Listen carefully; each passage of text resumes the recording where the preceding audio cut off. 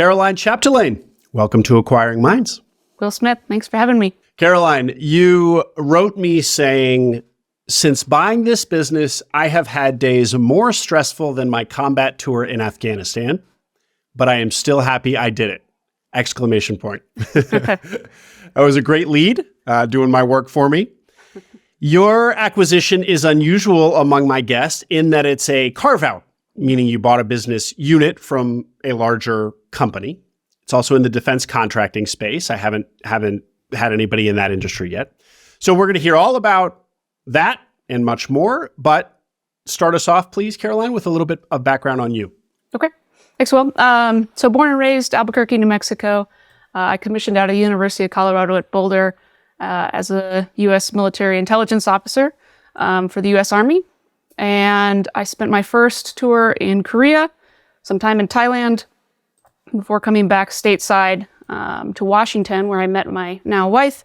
And she was in the service too. We ended up going to Afghanistan together for one of our combat tours. And when we came back, we both had finished our service for the Army.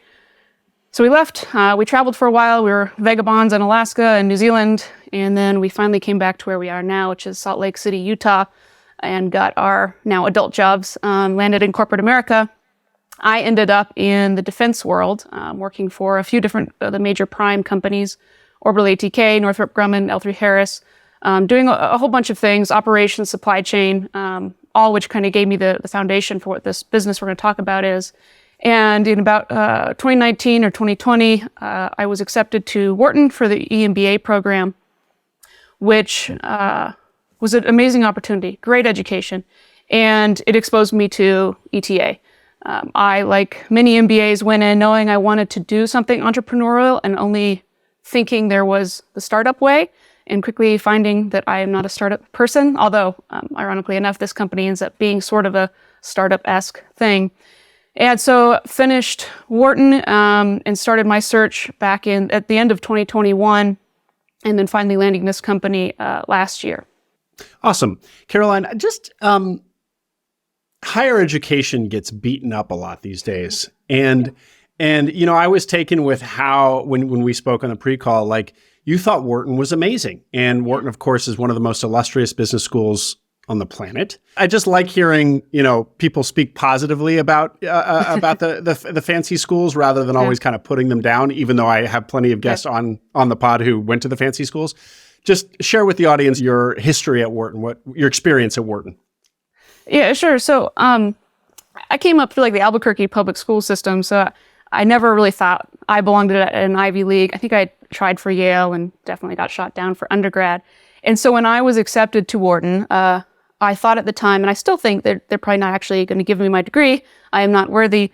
But I got there and find out many people have this self-doubt about themselves. Many people come from all walks of life. It's not all silver spoon folks. Some from my background, a lot of great veterans were part of the cohort. And not only is it a collection of great people who've done amazing things with their lives and can teach you so much about different industries, but the education itself really was, for me, huge. The professors are world-class. They not only teach you the concepts, but they're really ingrained in each of their industries, and so they understand the ups and downs of what's happening in business day to day. They're not just stuck in research papers. And so you can go talk to them after class and walk through like the problem you're having in business. Because I was part of the executive MBA, this allows you to stay in your work and then go to class 2 days out of every week. And this is super helpful with the cohort because that means you can go apply whatever you learned in class that day for the next couple of weeks, try it out, see what breaks, bring it back to class, challenge the professor with, hey, you said this is how it's done. Why didn't it work? Which makes such an interesting conversation with the professor and the other students. And so for me, it developed so much more knowledge than I ever knew I was missing. That's great. Thank you. And then how did you all choose Salt Lake? Yeah, well, my wife's family is from here. She grew up here. My heart's still in Colorado. And so we both decided whoever got a job first, applying to our respective states, that's where we would stay. And she won out, and ultimately it's been wonderful. Don't tell your audience, but Utah is such a cool place when it comes to skiing or mountain biking and everything else. So over time. I'm grateful that my wife was faster at the draw. Okay, Caroline. So you learn about ETA at Wharton, but you both get jobs and end up in Salt Lake. And so how does take us from there to the notion that you'd buy a business and this particular opportunity that you did go after? Yeah. So, like I said, I was still working in the corporate job while finishing out Wharton. Once I took the ETA class with Bob Chalfin, it became clear that that was the only future for me. And so I, like many of us who end up in ETA, started gobbling up all the resources out there, the Stanford study, the Harvard book. I went to Sam Rosati's Tampa Bay collection of ETA education, which was very cool.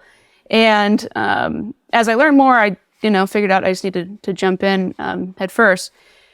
And so I went about this search, self-funded searcher, still working, thinking I was going to do what I had thought was the very typical way of find a business, get the SBA loan, and then make millions and get to brag about it. But things don't quite work out that way.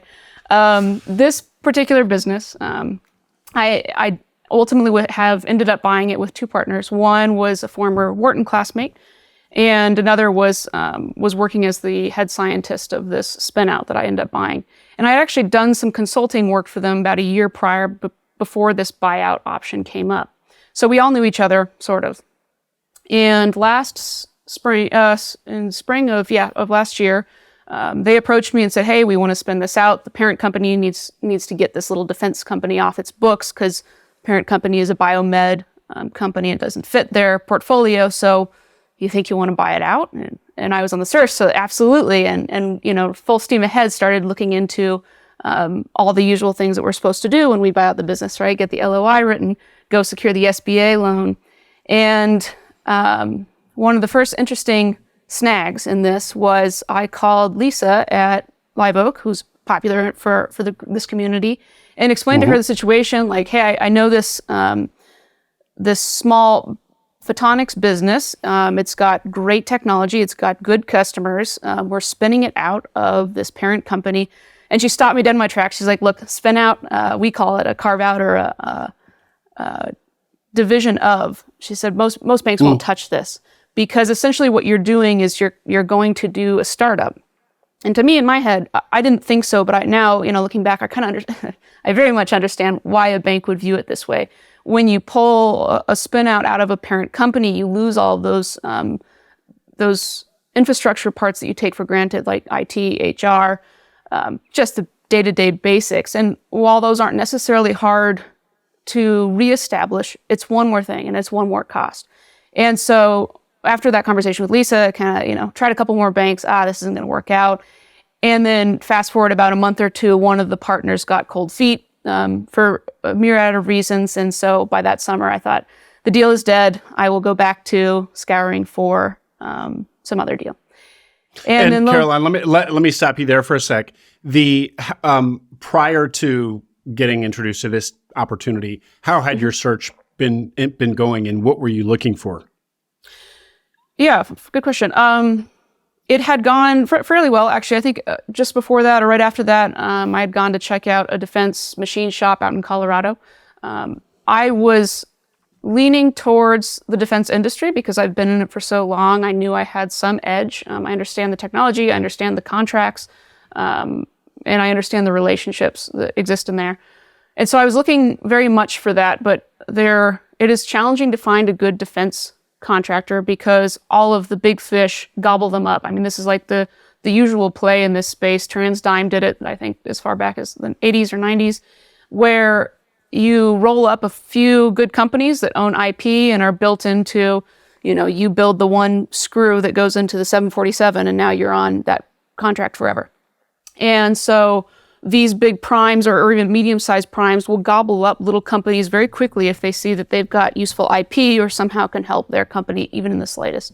So it's not easy to find a half-decent defense contracting business. But nonetheless, I found an interesting machine shop, didn't quite scratch the itch that I was looking for, didn't check all the blocks. So there was nothing as interesting as this one on my search. Okay. But you did have kind of an industry thesis, for lack of a better word, that you were going to go after. You were going to go after defense. Caroline, I'm going to ask some pretty basic questions about defense contracting. As a guy who lives, half a mile from the Pentagon, I should be smarter about this stuff. But indulge me. What's a prime? Oh, prime contractor usually refers to, well, it is the company that has the direct contract to the U.S. government. So when we talk about primes, the big ones that come to mind right away are Northrop Grumman, Boeing, L3 Harris, Lockheed Martin. Those are some of the big primes. And so when Lockheed Martin has a contract to build, 10 cutting edge airplanes for jets, thank you, for the Defense Department, there's going to be dozens, if not hundreds, of other suppliers that go into that they subcontract to. Thousands. It is incredible. Thousands. Yeah, how much the U.S. economy runs on the defense market. There's so many small companies that in every state you're in every city you're in, they're all around you. You might not know it. They build something as small as a screw or some type of composite part.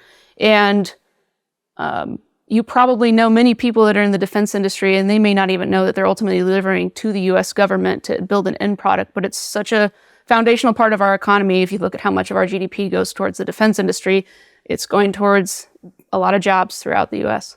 Yeah. And is the terminology, like in the automobile industry, you have tier 1, tier 2, tier 3, based on kind of like the degrees of separation from the end user? Okay. Exactly. So a tier 1 would be a prime? Or the tier 1 better. would be the one under the prime? I think it's usually prime, tier 1, tier 2, and now I'm probably going to be shamed by all my former defense mates that are going to be like, you should know better, but I'll just be the expert here. Prime, tier 1, tier 2. Okay, great. Just a little bit more on, well, actually, to your point about how it's hard to find a small defense contractor as an acquisition entrepreneur to buy because they're snapped up by private equity or larger businesses that kind of roll them up and then sell that to an even larger business or private equity concern in the defense contracting space. So fast forwarding back to this acquisition opportunity that landed in your lap, that sounds kind of like amazing. Like that fits right in there because it's a small defense contractor, which, as you're going to tell us, had this like amazing, pretty differentiated technology, and hadn't been out there independent for others to learn about because it had been under the auspices of this other company, right? So is that part of the reason why you were pretty excited about it? It seems like it's a perfect candidate to buy, grow, and then sell to a larger concern later. Yeah, that all sounds good on paper and certainly is what my thinking was, but boy, it's a bumpy road getting there. I know that we have the premium level of this technology in this space. Largely why I bought this, which goes against everything we're supposed to do, was just conviction of the people that I was buying it with, that they were good people with smart heads, and it came with a bunch of employees which I didn't know at the time, but have since learned are really, really smart folks. And those sort of checked a lot of the blocks. But, the other thing was I didn't want to wait around for anything that looked better. I took some of Lisa's notes and kind of was like, shoot, maybe this is a bad idea. Maybe this is not how we're supposed to do it. But I also have heard enough stories about not closing on a business that I thought, even if this crashes and burns, at least I can try. And so it was a bit of eagerness, a bit of trust and conviction, and then it checked a few of the blocks for me. Yeah. Well, also you had worked, as you said, you'd worked with them as a consultant, so you knew the players. Okay, maybe you didn't know everything about them, and happily they turned out to be even more competent than you thought. But you already had a lot more knowledge about the team that you'd be working with than most of my guests do. True. And you understood the product, and you had rapport. I mean, you already built this rapport. They reached out to you. I mean, there was all these reasons that, in some sense, it had been de-risked compared to the businesses that my guests often buy. And so I don't think you've said. So tell us just the bullet points about the business. What exactly does it do? What's its history? How many people are on the team? Why is it differentiated? Just all the relevant points. Sure. So when we ultimately end up buying it out, we call it, and it is named now North Star Photonics. It builds North Star Photonics. North Star Photonics. It builds the premium component that goes into fiber optic gyroscopes, which are on everything that flies for the government and helps jets, missiles, satellites navigate in the absence of GPS. So pretty important element. Absence of GPS as in sometimes GPS can go away, or sometimes you can't use GPS because somebody will know you're using it. And so that's where a fiber optic. Yep. So that's where a fiber optic gyroscope comes in. And since we have the component that is most important to it and make it the best in the industry, we're on a few of the big programs out there, which is pretty cool. There are a few, about 4 different product lines we have, each that can kind of grow in different ways on the platform. The company itself, when we spun it out, we actually got to keep all employees that were involved in the Photonics business. So that was 13 at the time. We've grown to 14 now and soon 15. The business, roughly speaking, because this is a spin out, it wasn't like I got a clear financial picture. So roughly speaking, it was about $2 million in revenue and $300K in EBITDA. And to Lisa Forrest's point, that $300K does not include a lot of the overhead that was going into the business, that was basically feeding the business, that wasn't included on the list of costs, like right HR functions and internet, et cetera. So there was going to be you in your pro forma. Did you bake in having to absorb, basically have all these new costs as you carve this business out? Yeah, I didn't do a half bad job actually of understanding what those costs were. What I didn't factor in, what me and the partners didn't factor in, was what came after buying the business. We knew so we ended up closing on the business September 1st, October 1st, the business becomes ours. And we know at the end of the year, the parent company has to actually move out of their location, which means we need to move out of the location and find our own space. And the product that we build has to be built in a certain type of environment, a clean room, with certain levels of cleanliness. And so there are only so many buildings that are possible for us to rent. So we know we need to, we close, start on October 1st, got a brand new business, get the employees jazzed. And oh, by the way, in 2 months, we have to move this entire very complex clean room space and find real estate in one of the most expensive places on earth in California. And hopefully get back up and running. And that's some of the snags that I hadn't foreseen, was just how expensive that was going to be, and then what the impact it had on our existing contracts with customers. Mm-hmm. Yeah, because I imagine renting, that was like the clean room was one of those costs that was not on the P&L of the business. And so that was going to be a new cost. And that was going to be expensive, because you can't just rent any old place. You have to, what do? You rent a place, and then inside you convert it into a clean room, or are there clean rooms for rent? Pre-ready clean rooms for rent? Good question. I had to learn all this stuff really fast. Turns out both. And we had an evaluation of about 4 different places within like a 5-mile radius of where we were currently living, so that or where we were currently working out of, so that we didn't put any strain on our employees if we moved too far. And there was a mix. Some were, it's office space and you've got to build a clean room up from the ground up. And that was going to be massively expensive. We knew that was going to not only be just outright CapEx expense, but time consuming to get back up and operational. A clean room has a lot of different utilities to get it where it needs to be. And then there were a couple others, and one that we ultimately landed on that already had some variant of clean room in them. So that means a faster runway for us to get back up and going. But in all cases, and certainly what we found with this, these clean rooms are in some level of disrepair, because the landlords, it's not really their job to maintain the clean room itself. And so as soon as a tenant moves out, they're not going to keep up on all the different filtration systems and cleanliness that needs to be in there. So we still had to come in and do a lot of work. Okay. Well, Caroline, I want to just step back a couple minutes back to the product itself. So it's a technology a device that includes technology that's, I guess, proprietary technology that allows an object or a vehicle to know where it is without the use of GPS. So it's basically a locationing technology that's an alternative to GPS.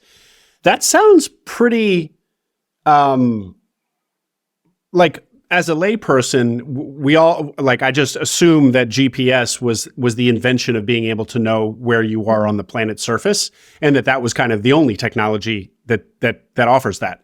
So the fact that there is this other technology and that can work without a reliance on satellites is, it's eye-opening. It sounds kind of pretty badass to me. Yeah, we think so. Yeah, I know you're excited about it. I'm actually surprised that it's only $2 million. It was only $2 million in revenue. That for such an. If you said this technology sits on vehicles up and down the DoD armed services already, is that what you said? That's correct. Yeah, we don't. So the challenge here, I think you're getting at, if I can steal the words out of your mouth, is that we build the premium component of what's already a very expensive system, and only the government is willing to pay this price. So we won't yet see Teslas throwing in a fiber optic gyroscope just yet. Until reality strikes that GPS can be unreliable, or we can bring down the costs of all the componentry that goes into fiber optic gyroscopes, we're still only working for the government. Now, the question is, why isn't North Star Photonics on every platform the U.S. military makes?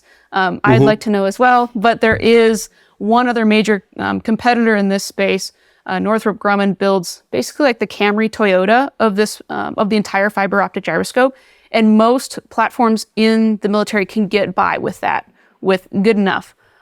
We build the Ferrari, or the nicest one. I'm not really a car person, but it seems like a nice metaphor. Yeah, we build the premium. So when you need to land a jet on a particular runway in a particular country at a particular time, you want to use ours. If you just need to get within, 100 miles or so, you could use Northrop Grumman. Okay, great. And can you share what a single unit costs, or a ballpark?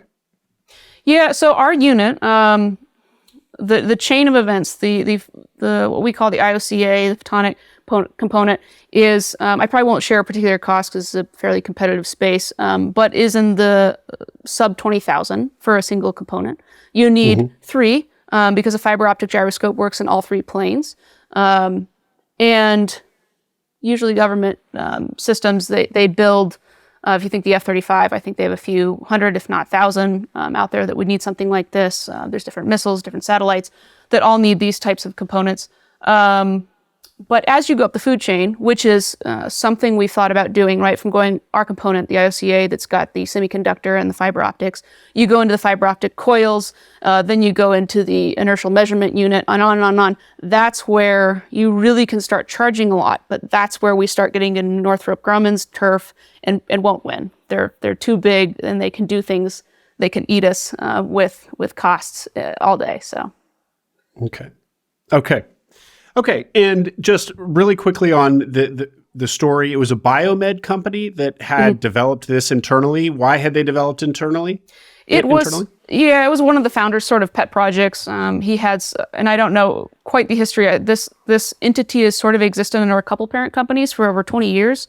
So the technology has been around for a while, and I think one or two founders in that chain of events had some particular interest in it, and then their parent company grew out of it, and so it kept getting sold. And this is the first time this photonics business has got to stand out on its own without any impact of different industries affecting the business. But actually, it had changed hands before, more than once, it sounds like. Oh, okay. Well, that actually also is a little bit of a de-risk, because you know that it can survive a transition, and some of the folks on the team have been through this before, so they're maybe not totally freaking out when when they're having to move offices or what have you. True.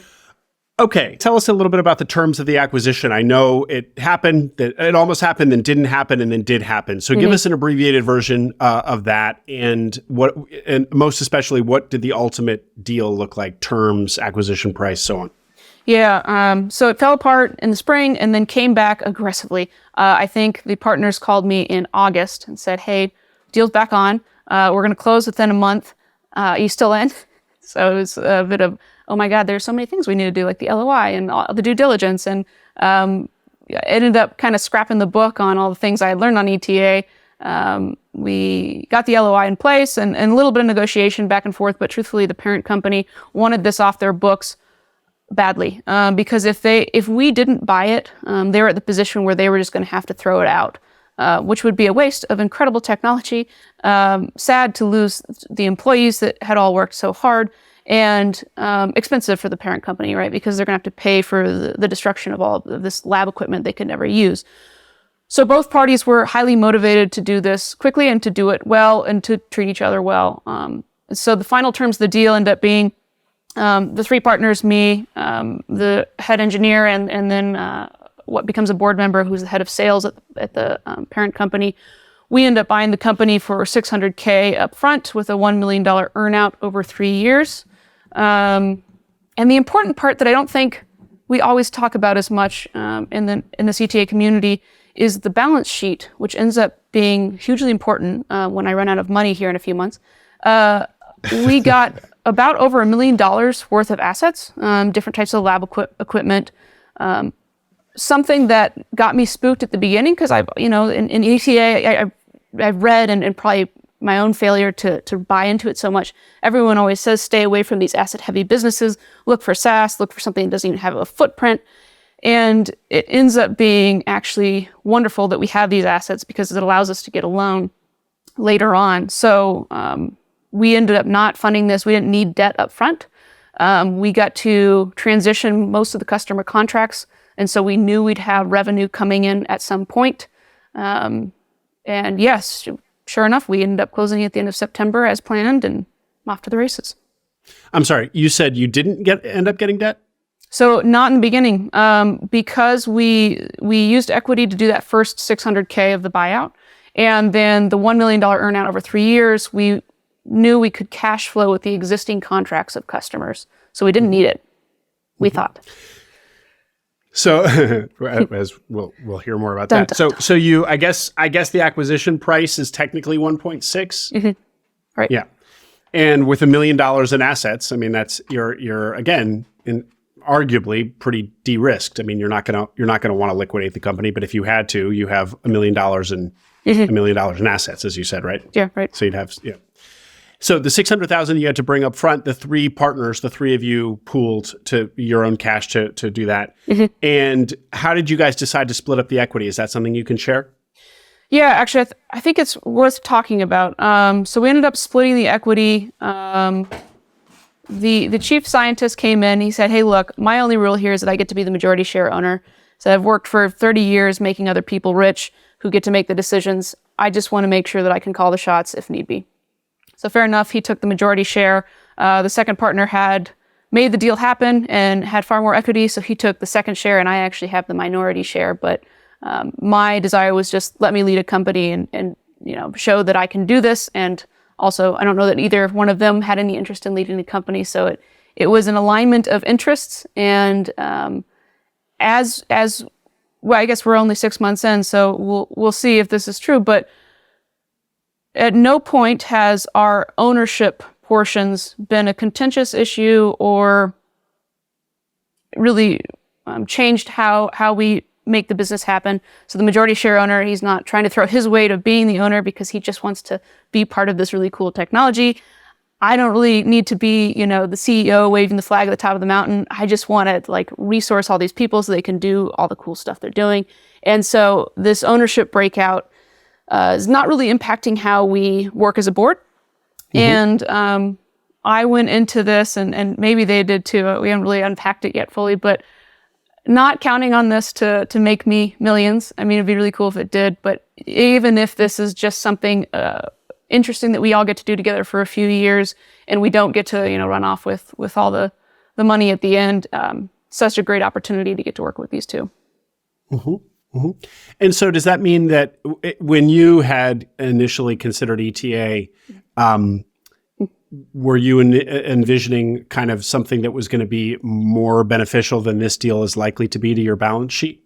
So in other words, you were willing to kind of accept less. Let's assume this is whatever, a success, but not an absolute grand slam, you make millions thing, but a good success. But it's probably, given your minority stake, probably less overall money to your balance sheet than if you had, bought a defense contracting machine shop yourself and then sold it, right? And so, you were willing to take some less because you just really enjoy the people and you think the technology is really cool and you think the team is really strong. Is that? a good encapsulation, or what? And certainly when I started this ETA journey, I was adamant about not having partners. I wanted to go do this by myself and prove I could. Boy, naive me back then has learned a thing or two. We were kind of forced into this partnership, all three of us, because this deal couldn't happen without each other. And I've come to learn as the months have passed just how thankful I am that I do have smart partners to work with. That, sure, I could have done something on my own and maybe owned more of a company, but I would not have been as successful as I am owning a small part of a company with really smart partners, or in many ETA case, investors.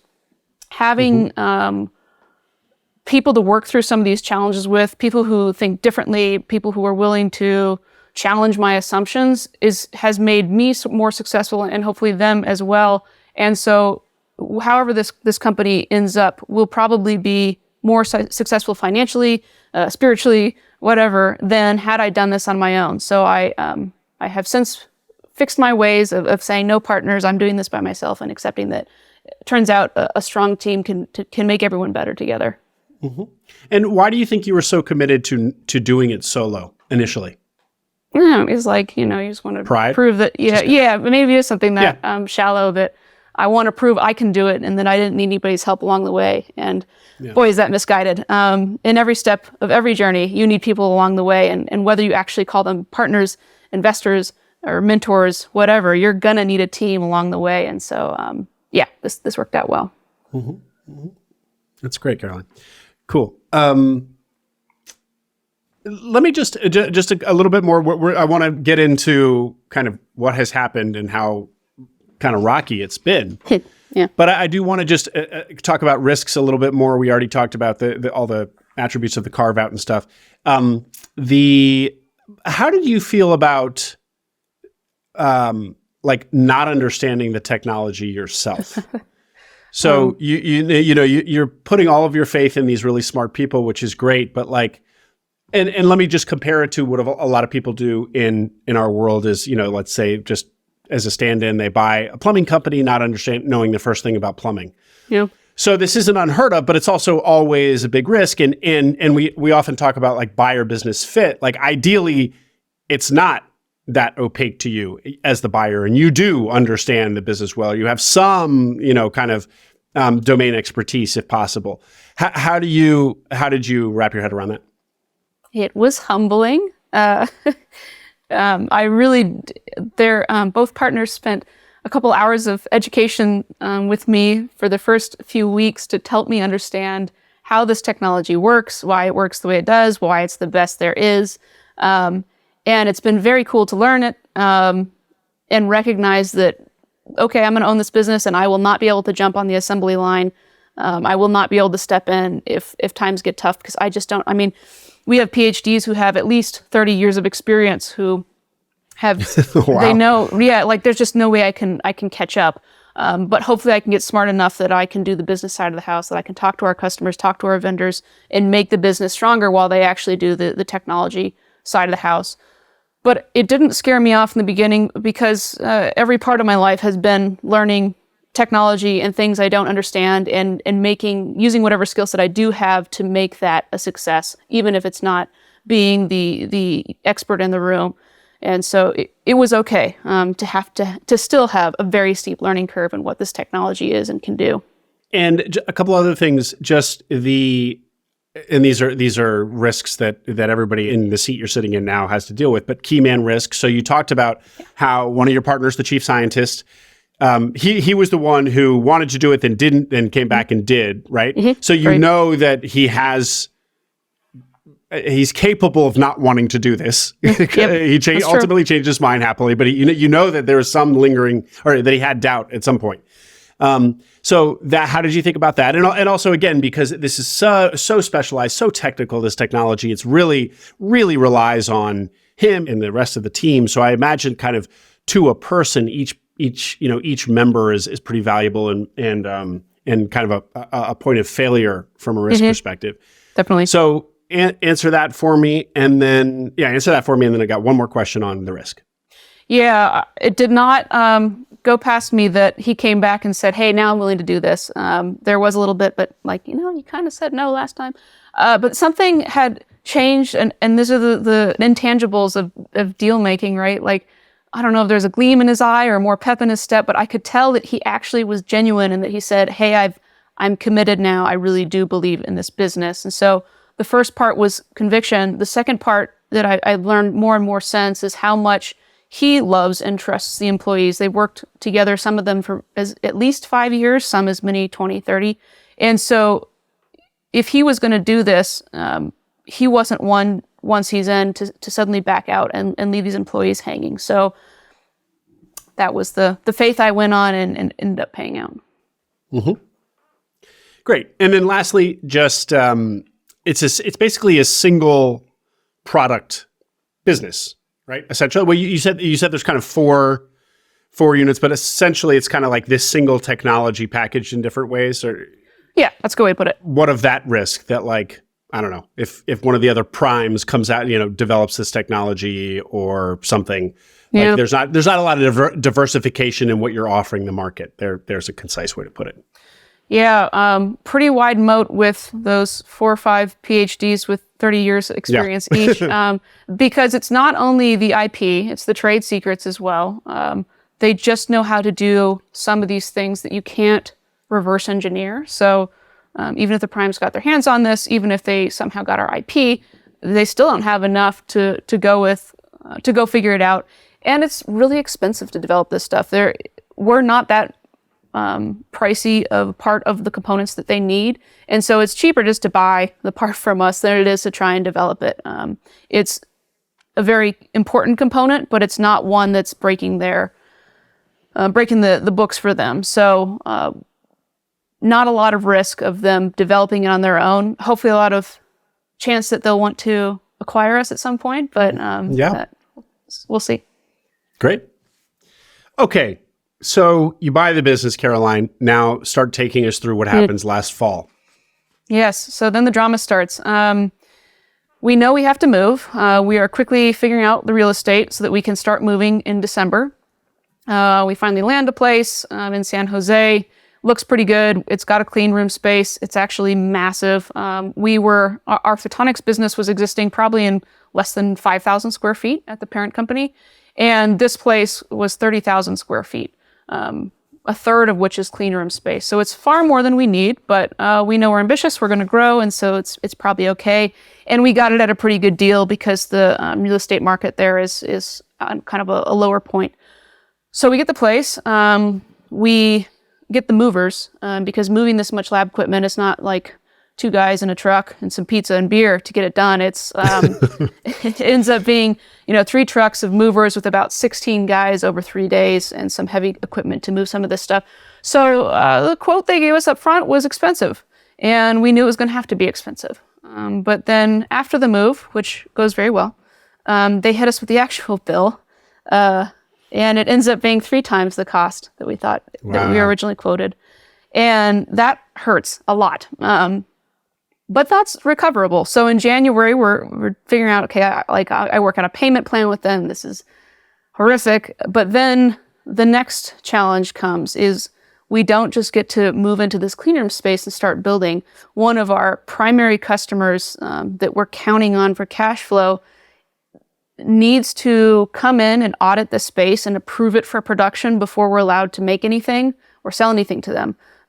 Because this goes into such an elite piece of equipment for the military, there are really, really high quality standards that have to be met. And it's not a check the block exercise. It's a really in-depth experience to make sure that you're not only maintaining the level of quality in the production, but that the paperwork is there and all this different stuff. So we knew that could be a thing. And our customer also hadn't really foreseen just how challenging this was going to be for both sides to get us stood back up and then approve us for building. And so we move in December. Our team works really well, really fast. We are set up and ready to build in January, but turns out we're not going to be able to start producing until April. And there's very little cash coming in. We are running out of the bit of equity that we had put in. And times are getting desperate. I've hit a couple of my lowest lows in life in this process because this is the first time I'm dealing with the potential of complete and utter failure, at least in my mind. And so it's a pretty trying moment for the company and Caroline, myself. why weren't you going to be able to get revenue until April? So until this primary customer, who's the majority of the revenue, until they approve our production system and quality system, they can't allow us to build parts for them or ship parts to them, and therefore they can't pay us. Right. And so it was just going to take for all that to happen as you calendared it. It was just going to take out till April. Yeah, to get everything stood up the way it needed to be, as clean as it needs to be, the quality system where it needs to be, we knew it was going to take till April. And so if you can, talk to me a little bit about these low points. Is this one of these aforementioned days that were more stressful than your combat tour? Yeah, that's worth unpacking. So I've been humbled a lot by this journey. I thought when I went into ETA that, I'm a veteran. I've been shot at in Afghanistan. I've seen hard times and did okay, brought everyone home safely. If I can run a business, that can't be more stressful. I was wrong. It turns out it is more stressful, but in a different way. I don't want to make little of the stresses of war, but the military, and particularly going to combat, you're trained to and very good at dealing with this flight or flight response, right? You get shot at, what you need to do to address that issue. Whatever the immediate threat is, that's what you're trained to do and handle. And so I was good at that. A business, or many of the business challenges that I faced so far, you can't use that tool of how do you manage a fight or flight response. It's not, if I just work really hard for the next hour, I can conquer this. It's actually I need to step back, evaluate what my options are, ask the team for help for what their thoughts are, and then do the best solution and correct from there. And so that's why I made this comparison that because I thought the military had already challenged me more than anything else could, therefore the business wouldn't be as hard, was just a misunderstanding of the different anxieties and stresses that life can present to you. And so these low points that I start finding are challenging my assumptions and beliefs of, I thought I could run a business that, I've got this great experience, I've got this great education, I should be well suited to step in and make miracles happen. And turns out not. I'm no miracle maker any more than the next person. So that was the first thing, is that I can't just fix these problems. The second was running out of cash, to me, felt like the ultimate failure because now we were putting in personal money. We were asking employees to take a hit to their pay. And for me, this felt like, if you're doing this, you are a failure as a CEO. And that was tough to swallow. I don't know that I've yet overcome that feeling or quite reckoned with success and failure in those terms, but that's what really brought me down. That's strong, Caroline. Okay, so in this dark moment, what do you do? I do want to know what you did actually tactically, right, but what did you do to kind of get over your panic or get over your feeling of the abyss? Yeah, how did you finally wrap your arms around your own emotions? Whew. I did all the things that everybody says you're supposed to do. I focused on my physical health. I focused on my mental health. I leaned on people. And so I was even more frustrated because I was doing all the things that you're supposed to do for stress management. I was in therapy. I was meditating. I was trying to have a regular workout schedule. So despite doing all those things, none of them actually solved the problem. I ended up actually getting higher anxiety, have insomnia now, inexplicable leg pain. All these problems develop. I don't have any solution. And the things that got me through were have myself a good cry, drink a heavy dose of wine or whiskey, and then have my loving, caring wife come in and remind me that this too shall pass. Though in my small little bubble right now of sadness and self-pity, it feels really bad, but it's probably going to be okay. You're surrounded by good people who love and support you. Even your employees know that you are giving it your all and will probably not suddenly abandon you because of this small blip. So having a support network that can kind of help buoy your emotions when everything else has failed. You had mentioned that this rocky patch was also when you really appreciated having partners. So did you also, did your two partners also help you in this moment? Yeah. And they fulfilled their role rather than being this kind of emotional support, because I think all of us try to put on a pretty strong face for each other, because I think if one of us breaks, we're all going to shut down. But being actually the logical conversationalist board that we need to be for one another is where it came in handy. So that was where it was so helpful to pull apart the issue, talk through different solutions that we could try. For me, I thought we had so few options that I was already kind of planning the wind down and how painful it was going to be, and kind of already catastrophizing the whole thing. And then having them kind of start jumping in with, hey, we could do this, or hey, have you tried this bank idea or that, suddenly got the gears back in motion of like, okay, it's probably not the end of the world. There are many things we can try before we have to, burn boats and call it quits. And that was a huge help to have the three of us just sit in a room and talk through the solutions. Caroline, you may have already said this, but remind us, your two partners, one is the chief scientist, who we've talked about now, who is the boss of the team and works in the business. And then your other partner is not in the business, right? He's actually has his own job, correct? Right. So he's just sitting back as a board member right now. Occasionally steps in for sales. He's had, over 20 years in related industries, and is just a king of salesmanship. And so he'll come in when we kind of need to close a big deal. Great. Okay. And so what were from these powwows with the two of them, what were some of the solutions that emerged to try? Some were grimmer than others. Internally, it's, you could address the immediate issues. Are there any revenues that we can collect? Even though we couldn't collect from this particular customer, we did have grants through the government that we could move faster. We could look at expenses. Are there anything we can cut? There were a couple things. Are there any employees we can cut? That was another one of those things that, like, just the thought of it was awful. Or is there a way we could change their pay? And we ended up actually doing one of those employee options, which was to ask them to take a pay cut for a week and then replenish them with PTO later to pay back that. And then looking at the external capital options of, can we raise equity from a VC or from ourselves, personal loans. And then finally, what we ended up settling on, can we secure some kind of debt from a bank?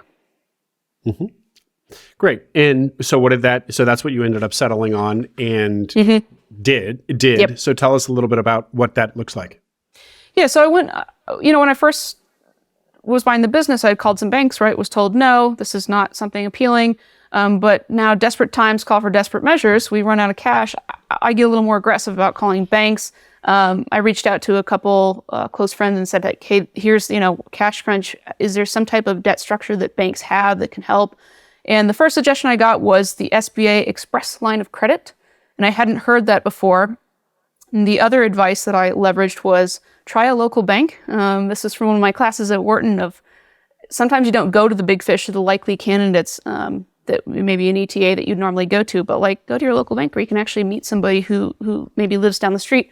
So I ended up calling a local Utah bank, said, hey, I heard about this SBA Express line of credit. Here's a situation. Is this a good fit? And the lender, who's got 15 years doing SBA lending, said, tell me more about the business. And I explained it. He said, you have assets? And I said, oh, we have a ton of assets. We have all this equipment. And in my mind, I'm thinking this is all like all of our super nerd equipment. Nobody cares about this stuff. It's not of value to anyone but us.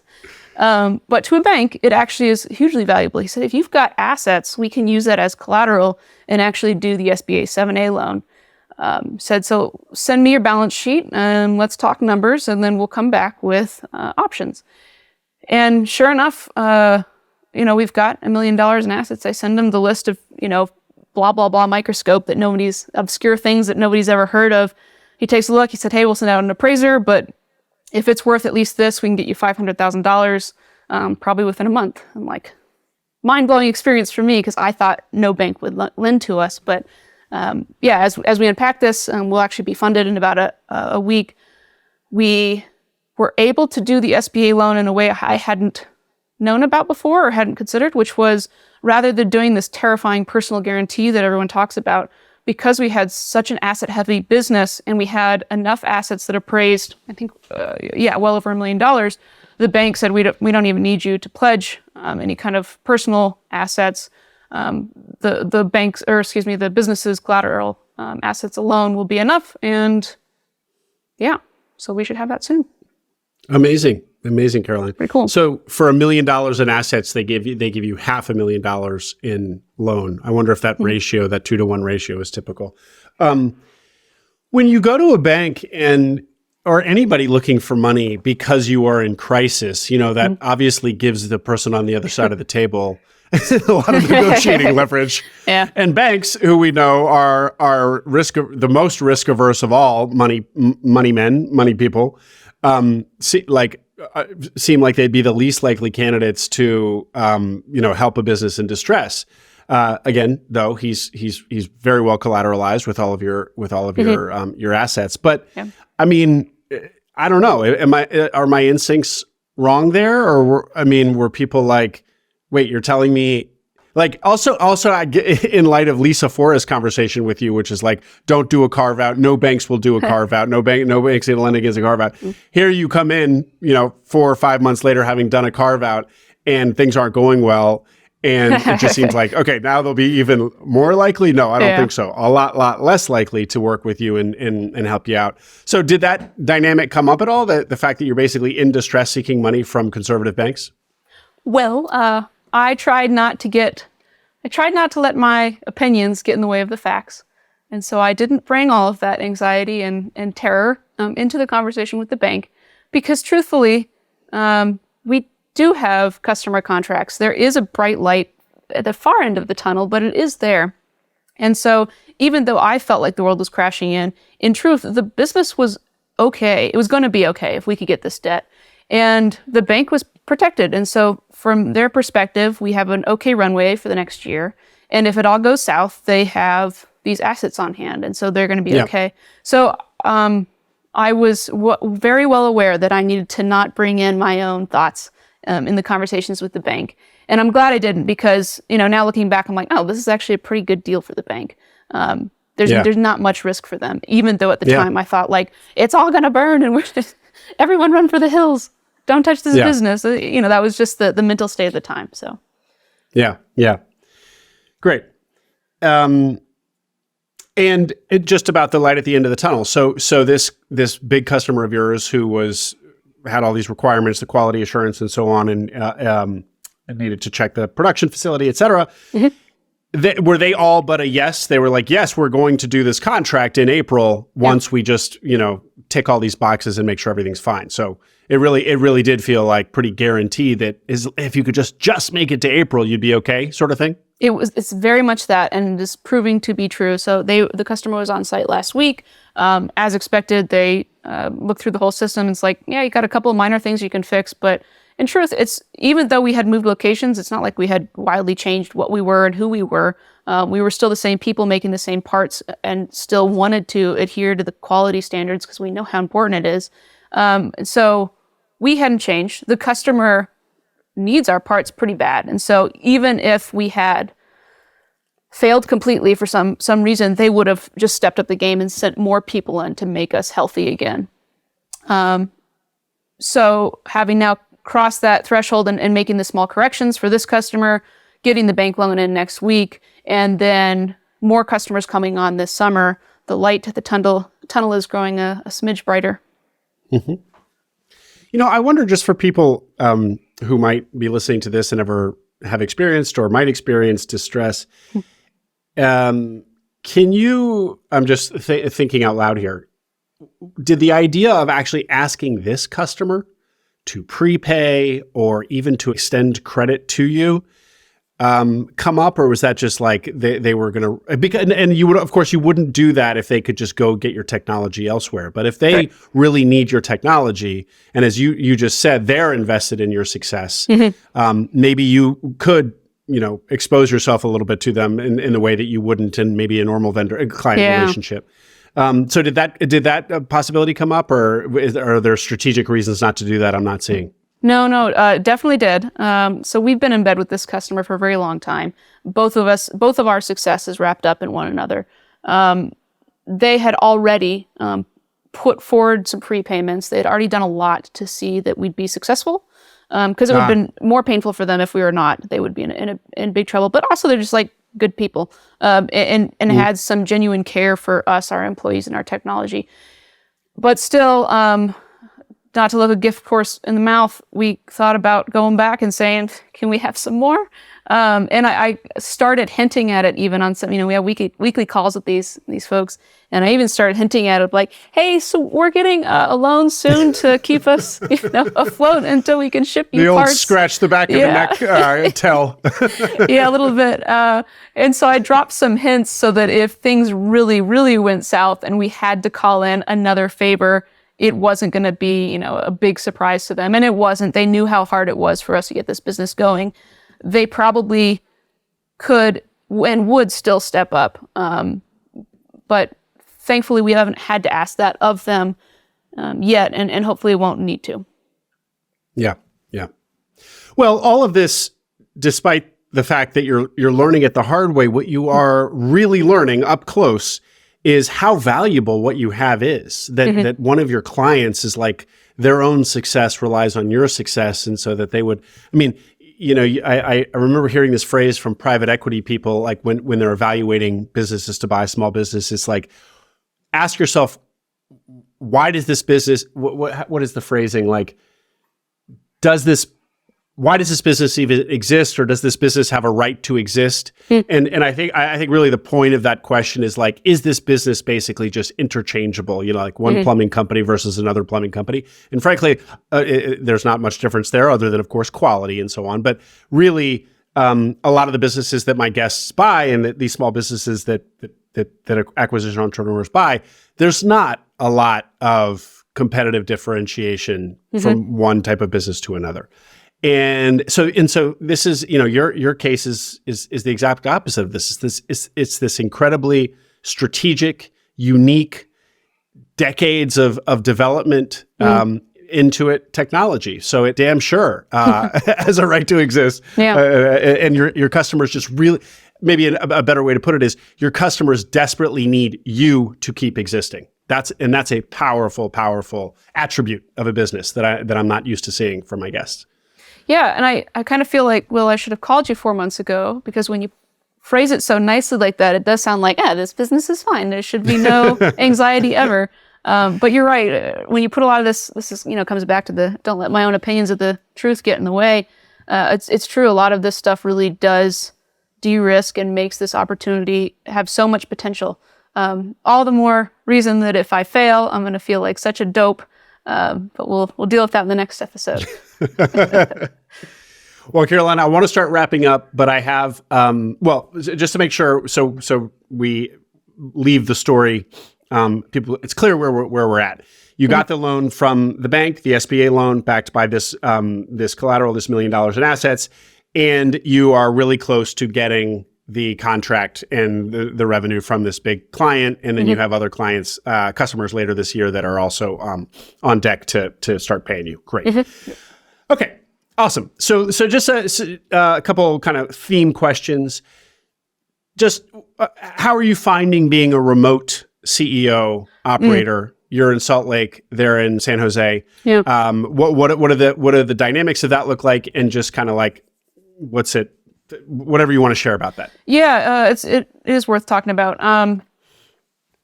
I wouldn't choose it. I would prefer to be able to drive over to the business right now, say hi to everyone, check in on things.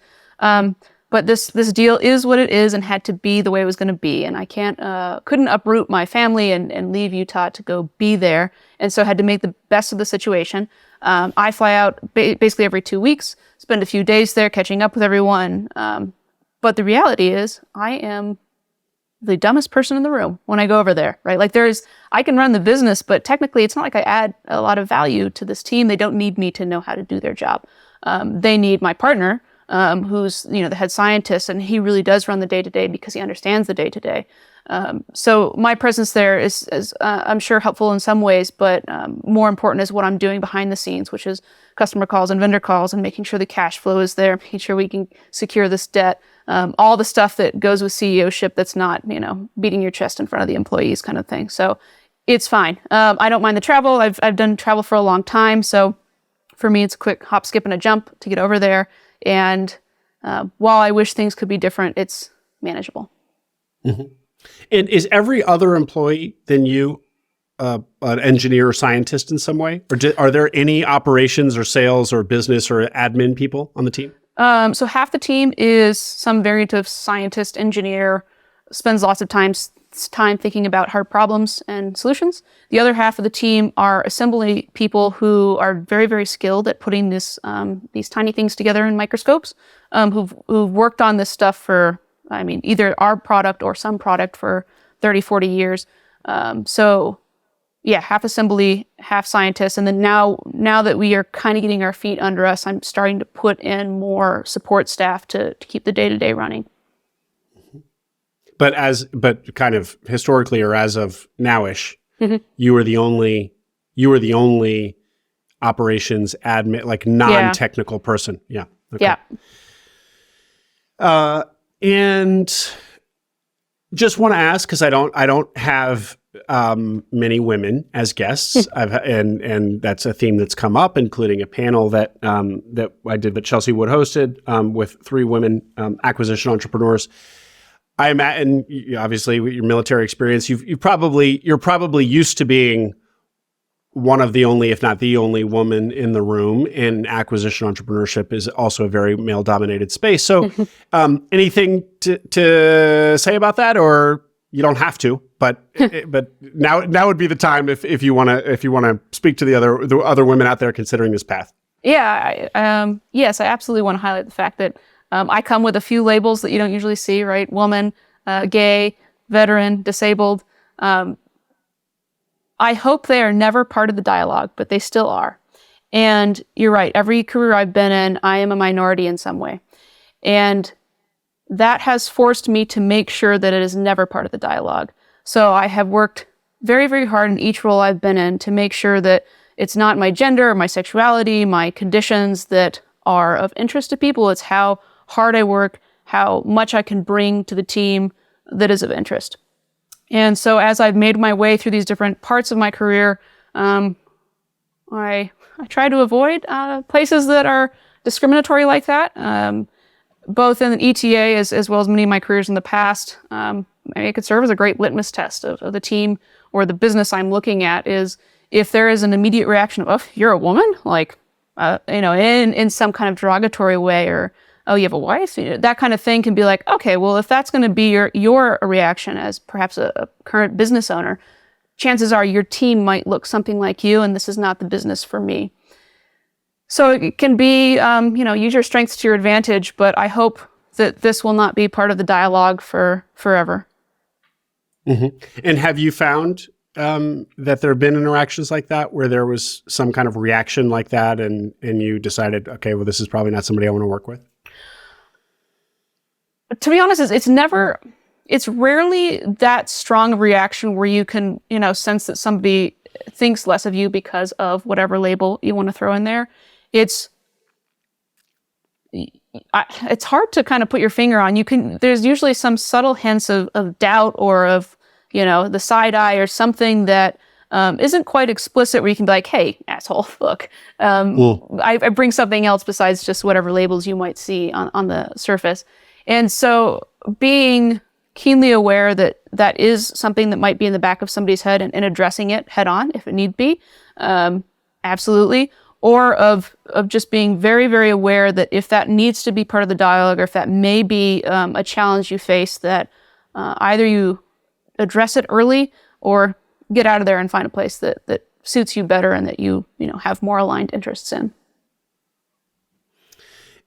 And just last question on this, Caroline, do you feel like your terror when things weren't going well, do you think that weighed heavier? I mean, do you feel like you carry like more responsibility, or at least just like an internal sense that you have that much more pressure for this to be successful because, like it or not, you might be representing certain demographics? Hell yeah. In every case in my career, right? Like if the Army was kind of the first real jolt of that reality of there were metrics that separated men from women in combat arms, in how we perform physically.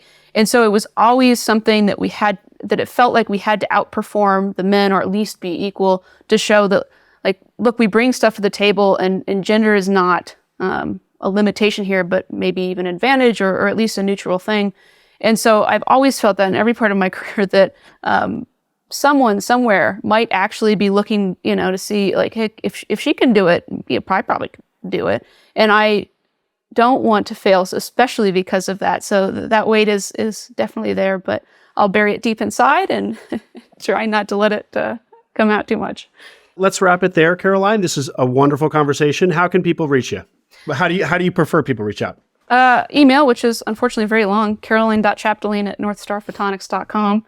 It's a mouthful, but I think we'll probably hyperlink it. And then LinkedIn, same name. All right. I will put all that in the show notes, and we will definitely need to check back in with you to see how all of this is played out in the next year. Thank you very much for this time, Caroline, and for reaching out. Initially, you were right when you said your story was an unusual and very interesting and valuable one. So thank you very much. Thank you, Will. And thanks for all you do for the community. I hope you enjoyed that interview. Make sure you subscribe to the Acquiring Minds channel below. We are now publishing twice a week, so tons of new interviews and stories to come. Stories that will help you along your own path to acquiring a business.